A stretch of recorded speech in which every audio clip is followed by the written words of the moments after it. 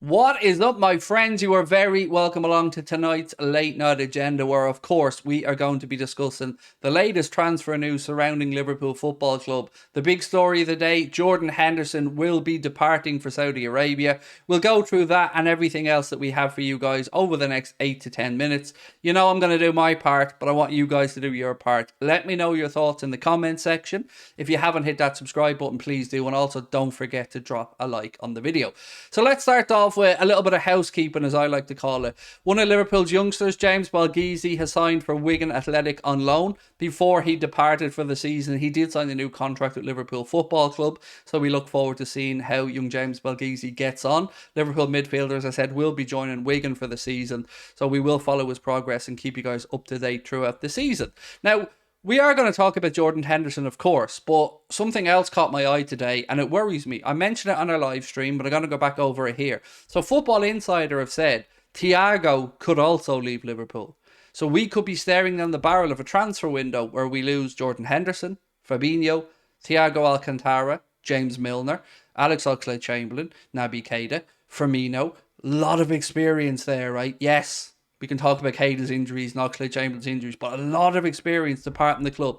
So when they say that Jordan Henderson might not be the last senior pro to leave on top of Fabinho, the idea of Thiago going, it worries me at this point. Now, before the window, I would have been open to losing Thiago and keeping Henderson or Fabinho. But after losing the other two, we can't afford to lose Thiago. So whatever transfer fee Liverpool will be offered, and it wouldn't be a whole lot, I would suggest we'd be better placed to keep Thiago at the club, allow him to run down his contract, which ends at the end of this season, because his role around the club, both for the development of younger players like Bajcetic, to help welcome in embedding the likes of McAllister, I don't think can be underestimated. So I hope that these links to Turkey, Saudi Arabia, Barcelona, and anywhere else for Thiago Alcantara are just that, links.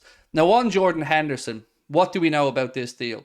Well, when we got to Here We Go from Fabrizio Romano, the numbers started to come out, and it's going to be £12 million plus add-ons. Now, as of yet, I have not seen what those add-ons are, but if you take into account the £12 million fee and the 20 million or so in wages that Liverpool will be saving by moving Jordan Henderson on, that's a rather substantial amount, about 30 odd million there, that Liverpool could look to reinvest into another player. Now, with losing Fabinho as well, I think I can't understate this or overstate this enough, excuse me. I need to see some experience brought in. So whether that's Lavia and somebody like Joshua Kimmich, whom I don't have any concrete information on other than the stories that you guys have seen doing the rounds on social media. I hope there is some truth to Liverpool going after Joshua Kimmich, because if you brought him and Lavia in, I'd be over the moon with that one. I really would. If you brought in Amrabat and Lavia, I'd be over the moon with that. Now, I know a lot of people have been mentioning Doucouré, but apparently Crystal Palace are going to ask, are you ready? Sit down, you might need to. £70 million for Doucouré. A player they signed a year ago for 21 million, and that's an awful lot of a markup for one season, albeit a very good season for Crystal Palace. I think he was named Crystal Palace Player of the Season. So I don't think that you will see Liverpool going out there and spending £70 million on Doucouré. Could be wrong, but I don't see it.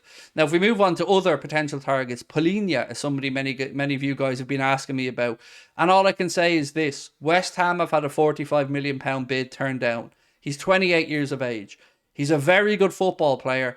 But knowing how FSG run the club, I can't see Liverpool putting forward that much money for a 28-year-old. And when I say that much money, I mean it's going to have to be upwards of £60 million, probably closer to 70. That's the figure valuation. That's the valuation, I should say, that Fulham have put on him. Now, Caicedo, of course, I feel like I'm being full bad news bear here.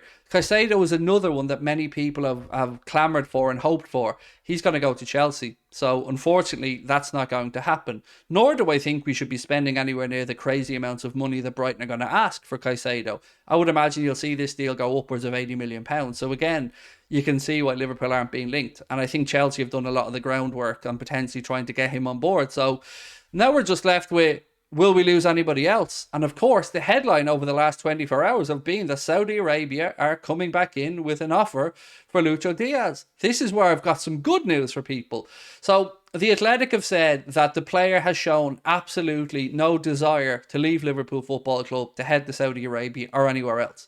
And on top of that, the good news is that Liverpool deem him as unsellable. There isn't a number, well, There isn't a reality-based number. So the £50 million valuation that we'd seen as a potential offer is a joke, basically. Liverpool Football Club aren't going to accept £50 million for a player that they brought in for a couple of million less just a year or so ago. So that's not going to happen. Liverpool are going to need a lot more money than that to even consider it, and it won't happen in this window. So Lucho is going nowhere unless a bid in excess of £100 million came in, and I can't see that happening. So we don't have to worry about Lucho.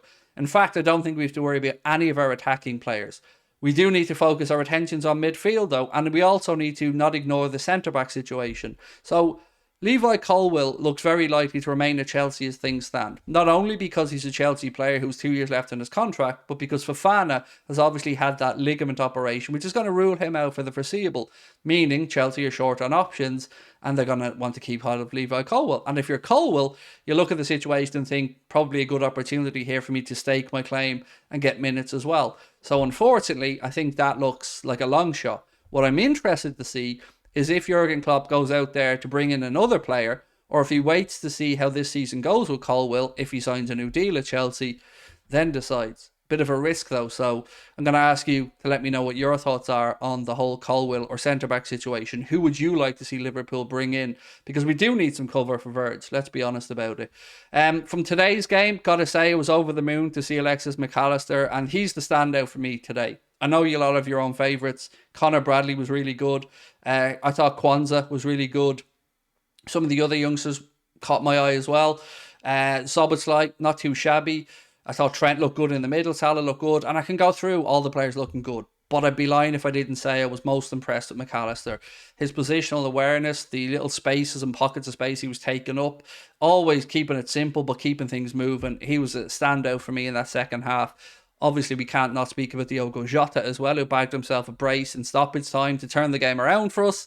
So yeah, lots of positivity there. So really, I guess to summarise, I want to know how you're feeling about this bit of a chaotic transfer window so far for Liverpool. I think we're all on the same page with the incoming. Szoboszlai, McAllister, brilliant pieces of business.